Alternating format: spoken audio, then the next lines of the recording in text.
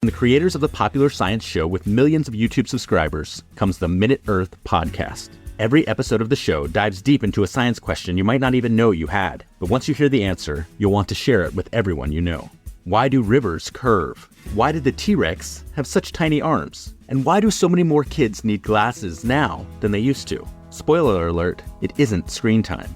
Our team of scientists digs into the research and breaks it down into a short, entertaining explanation, jam-packed with science facts and terrible puns. Subscribe to Minute Earth wherever you like to listen.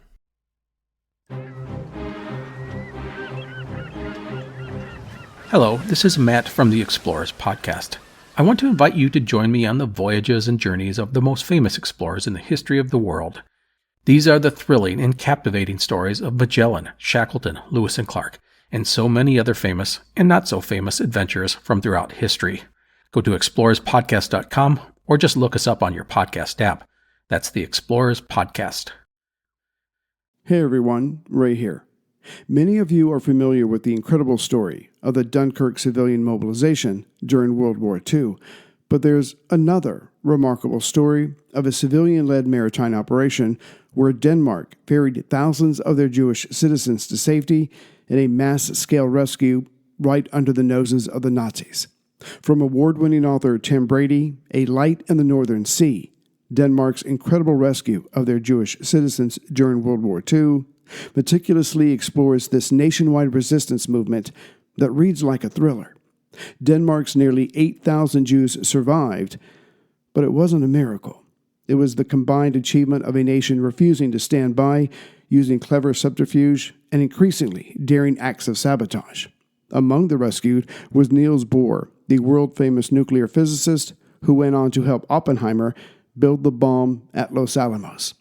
Publishers Weekly calls this book illuminating and inspiring and suspenseful history that showcases grassroots efforts to stand up to tyranny.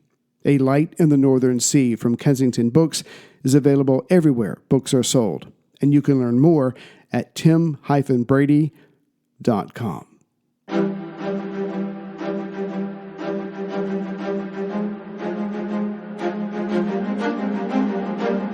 Hello, and thank you for listening to The History of World War II podcast, episode 553, The Western Desert Campaign comes to an end.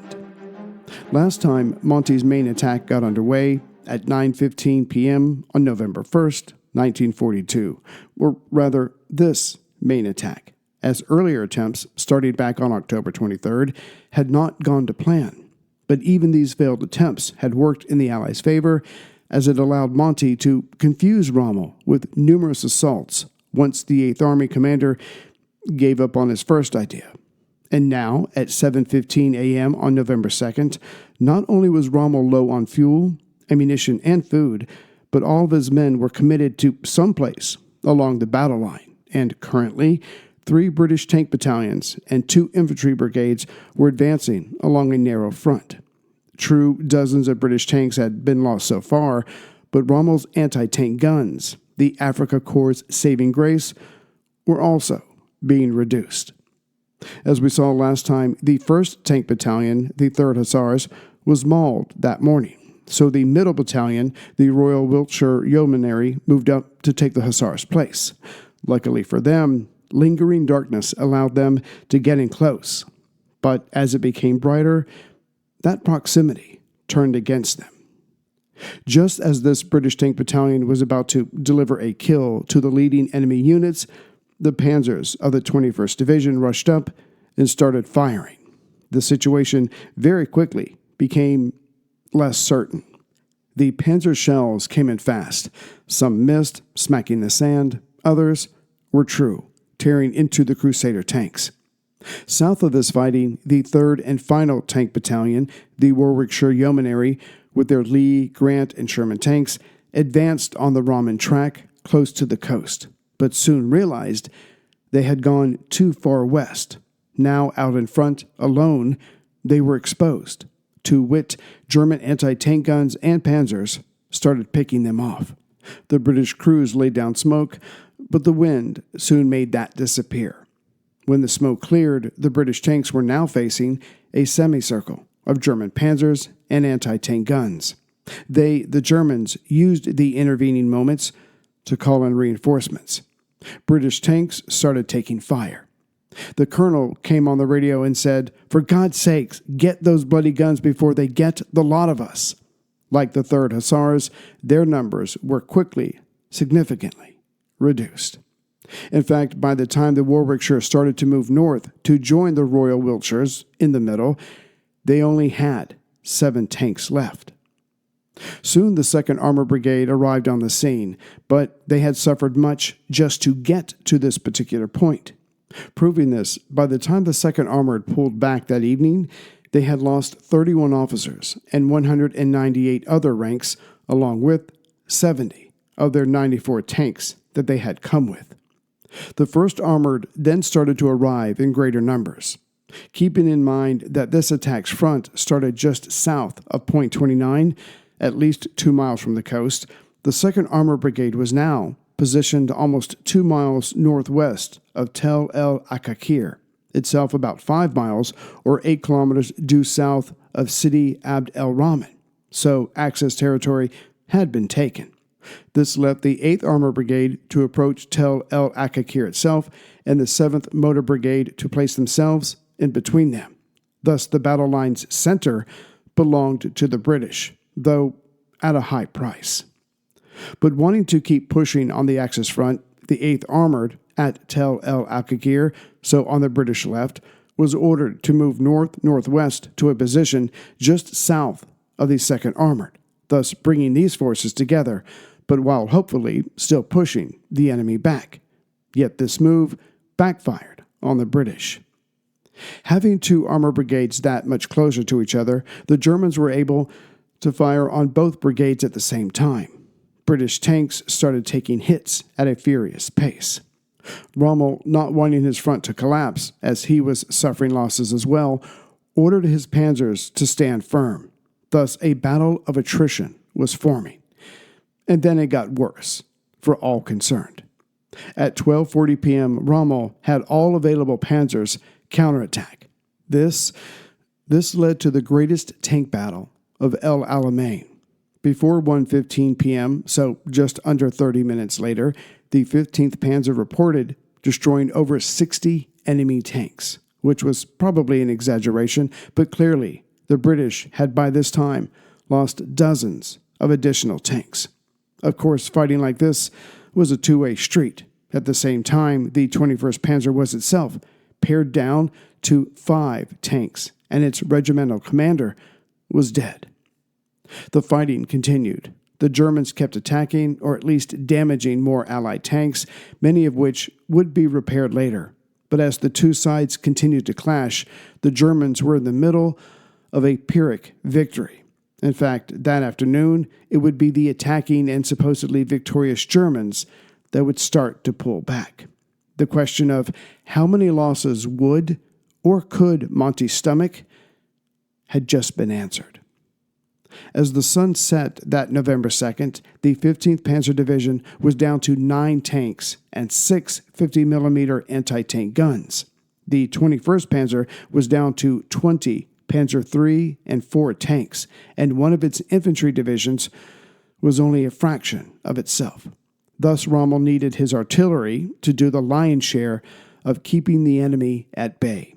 In all, Rommel only had 38 German tanks and 24 88mm guns to contend with Monty's most bloody victory. But even before dusk that day, Rommel had decided on a gradual pullback to Fuka, some 45 miles or 70 kilometers west of El Alamein. But he needed time and relative peace to begin, so ordered the Italian Ariete Armored Division to station itself close to Tel El Akakir as possible to shield his retreat. Adding to this temporary wall, the remains of the Italian Infantry 21st Corps and the Italian Armor 20th Corps were to station themselves to the left or north of the Ariete. These men did not want this assignment, but it wasn't as bad as the situation of the Italian 10th Corps in the south. They lacked the motored transport needed to make their escape, so they would start walking when full darkness came, around 3 a.m., May 3rd. As for the northern half of the Axis line being able to retreat without being overwhelmed, also starting at 3 a.m., the Italian armor, the Africa Corps of 2 panzer divisions with the 90th and 164th Light Divisions were to form a screen as they withdrew as well. Now, this decision and these dispositions were being made during the day of November 2nd, as the fighting did not produce the desired results. Only in the afternoon did Hitler send a message to Rommel to stand fast. But Rommel had already begun to move his men. There was no way to put them back, and he had no intention of doing so. Still, in reaction to the message from Berlin, Rommel halted some of his formations, while having the rest head out. His next move was to get Hitler to agree to a pullback, but for now, he was biding his time. That night, Monty and the 8th Army advanced. First, just left of center of the overall battle line, the British 51st Division advanced, taking the area assigned to them rather easily. No, it would be further north that Monty would not have things go his way. Monty had ordered the 3 battalions of 7th Motor Brigade to advance at 1:15 a.m. November 3rd, with the 1st Armor Brigade behind them along the Rommel track. But this was brought up short by Axis artillery. An altered form of a British advance was tried again at 5:45 a.m., still up north, but the rear guard units of the 2 panzer divisions, helped by the Littoral Division, checked them again. By the time the British pulled back themselves, each brigade had lost 26 tanks, with no new ground taken. It was not until 10 a.m., November 3rd, that Monty figured out that Rommel truly was retreating. As was his wont, Monty issued orders at noon to attack again, but then changed his mind. Now, starting the following day, the British 10th Corps would advance north to take the coast road. If they could take this would allow them to travel faster. Meanwhile, the 2nd New Zealand Division further south would drive straight west, making for Fuka, with a view to eventually reaching Mersa Matruh. Obviously, this was still inside Egyptian territory, but much further away from Alexandria. By this point, Monty was hoping for 2 things to come true: the destruction of the enemy units and/or to start the Great Chase out of Egypt. And he got both, in a way. An attack on the still remaining Axis troops was to have commenced at 4 p.m. November 3rd, but getting into position delayed this until 2:30 a.m., now November 4th. Then all known Axis units that could be attacked by artillery were. Afterward, the 5th Indian Brigade and the Argyll and Sutherland Highlanders of the 154th Infantry Brigade moved out, finally capturing Tel El Akagir, again below the Rommel track, just before sunrise. As this position, again about 5 miles below the coast, was captured, this allowed the 1st Armored Division, led by its 2nd Armored Brigade, to advance, hoping to bypass Rommel to his south and then cut off his retreat. And yet, instead, the 2nd Armored ran right into the rear guard of the Africa Corps, commanded personally by General von Thoma. Thoma had enough anti-tank guns and panzers to check the 2nd Armored, thus bringing up short the entire 1st Armored Division. Not that the 2nd Armored stopped attacking the enemy, they just weren't advancing. This fight went on for hours, and by noon, von Thoma's detachment was destroyed. Von Thoma himself surrendered to Captain Grant Singer of the 10th Hussars. To the north of this, so closer to the coast, the 7th Armored Division got in between the Trento and Bologna divisions to put pressure on the Armored Ariete Division from the south.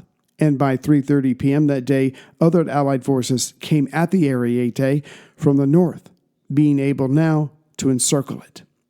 Clearly, what was left of Rommel's forces needed to retreat, despite Hitler's hold-fast order.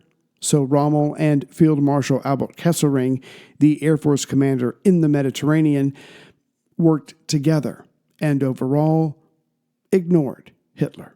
At 2:15 a.m., now November 4th, Rommel told Colonel Bayerlin, now in command of Afrika Korps, to start a major pullback. No more unnecessary sacrifices. It was to become a race.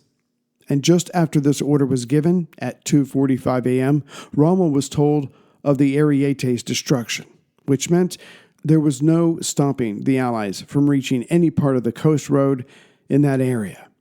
Later, at 3 p.m. on that November 4th, Rommel gave the order for a full retreat to Fuka. 5.5 hours later, Hitler agreed to this retreat. Rommel did not even hear of this until the next morning. Not that it mattered. The Second Battle of El Alamein was over.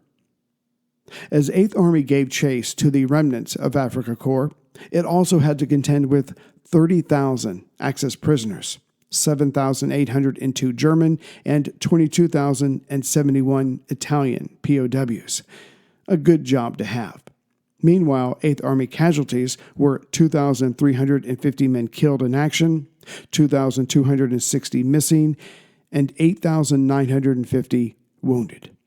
By November 5th, Panzer Army Africa was back behind the lines at Fuka.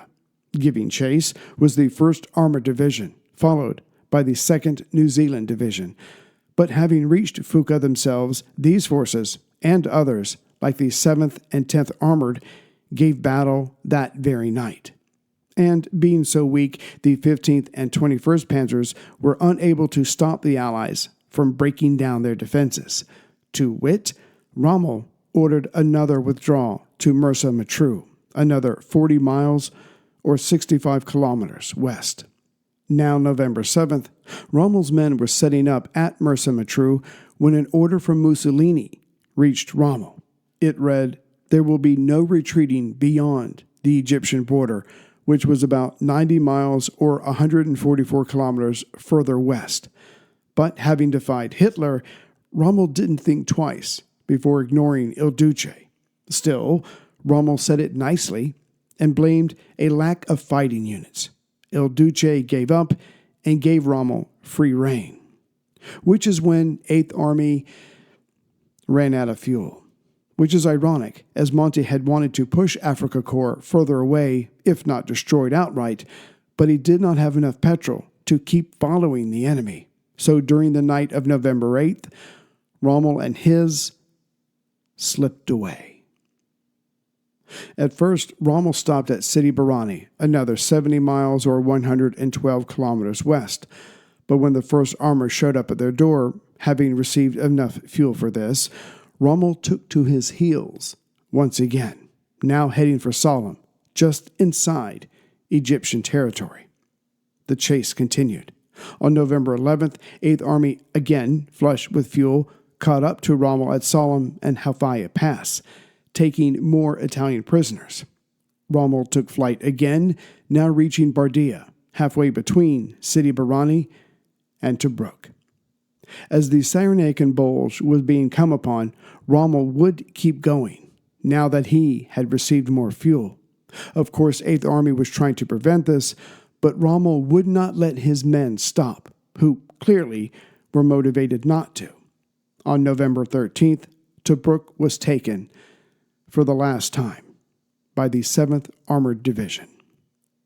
By November 20th, the bulk of 8th Army had reached Benghazi, for the 3rd time, on the Bulge's west coast, and try as he might, by putting together smaller but well-equipped detachments, Monty could not come to grips with Rommel, who entered Mersa El Brega at the bottom left of the Bulge during the night of November 23rd.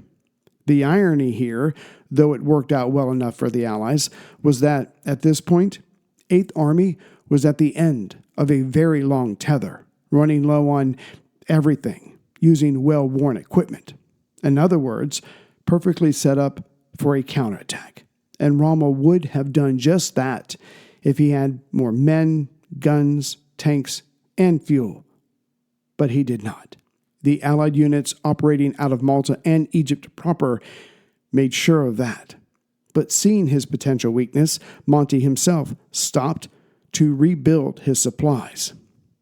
Not until the night of December 14th did the 2nd New Zealand and the 7th Armored Division hit the enemy at Mercer El Brega. Knowing his men could not withstand this, Rommel pulled back again, reaching Berat about 35 miles west of Sirte on December 19th. Now, about 155 miles or 250 miles away from Tripoli. During this withdrawal, both Hitler and Mussolini had been screaming so loudly for Rommel to stop and fight that radios were probably not even needed. But the Desert Fox was looking at the larger picture. With the Western Allies having landed back on November 8th, per Operation Torch, he decided to trade space for time. Because of Rommel's continuous pullbacks, Monty was now prioritizing fuel. Thus, Berat was not attacked until January 15th, 1943. To wit, Rommel pulled back again. But this time, the British 51st Division caught up to the 90th Light Division on January 20th. The Axis unit was roughed up enough so that now there was no major obstacle to the Allies reaching Tripoli, Libya's capital, and about 70 miles or 112 kilometers shy of the Tunisian border, which they did on January 23rd. This honor of taking the capital went to the 11th Hussars. And at noon that same day, January 23rd, 1943, Monty received the formal surrender of the Italian vice governor of Tripoli, which gave Rommel enough time to get his remaining troops across the Libyan-Tunisian border by February 15th. Between this victory in North Africa and the Battle of Stalingrad, Hitler's advances were a thing of the past. The Western Desert Campaign, which had started with Italy invading Egypt in September of 1940, was over. Greetings from Central Virginia. So that's it for North Africa. I mean, obviously, there's still stuff to go with the Western Allies in the other part of North Africa that has to be taken. But as far as the threat to Egypt, thus the Middle East, the Mediterranean will be more easily dominated by the Allies. That might be reading too much into it, but you get what I'm saying. So anyway, so now it's time to do Operation Torch, bring in the Yanks. And I wanted to ask, I'm having a little bit of trouble because I wanted to cover, not too much detail, but I wanted to cover some of the conversations that were going on like right after Pearl Harbor or maybe even before Pearl Harbor in Washington about, the Americans are going, what would we do? Where would we land if it's Germany first? Okay, what does that look like kind of thing? So I'm trying to find some books. So if you have any good sources or know of any on Operation Torch, please just send me an email to wwiipodcast@gmail.com. That would be greatly appreciated. But hopefully I've got a couple birthdays this weekend, but hopefully we can stay on schedule. And the first episode of Operation Torch will come out early next week. Fingers crossed. Take care, everyone. Wrap up the weekend with something sweet at El Vaquero. Every Sunday, kids get a free ice cream with the purchase of a kid's meal. No catch, just a sweet treat on us. Enjoy fresh, flavorful Mexican dishes made with ingredients you love. It's the perfect way to bring the whole family together and give the kids something to smile about. Dine in and savor the moment.